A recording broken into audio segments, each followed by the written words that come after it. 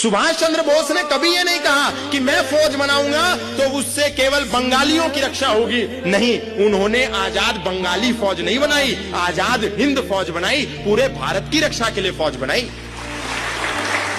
भगत सिंह ने कभी नहीं कहा कि मैं सिखों का क्रांतिकारी हूं, केवल सिखों को आजादी दिलाऊंगा, केवल पंजाब आजाद होना चाहिए। भगत सिंह ने पूरे देश को आजाद करने के लिए अपनी आवाज उठाई।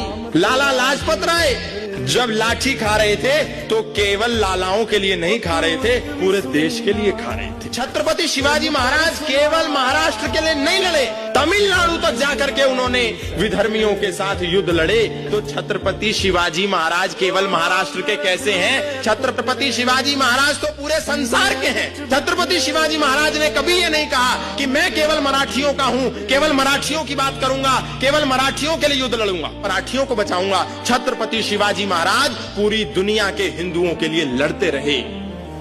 महाराणा प्रताप ने कभी ये नहीं कहा कि मैं केवल राजपूतों का हूं, केवल राजपूतों की रक्षा की बात करूंगा, ऐसा कभी नहीं कहा। महाराणा प्रताप अंतिम श्वास तक हिंदुओं की, हिंदुत्व की, सनातन की रक्षा के लिए लड़ते रहे।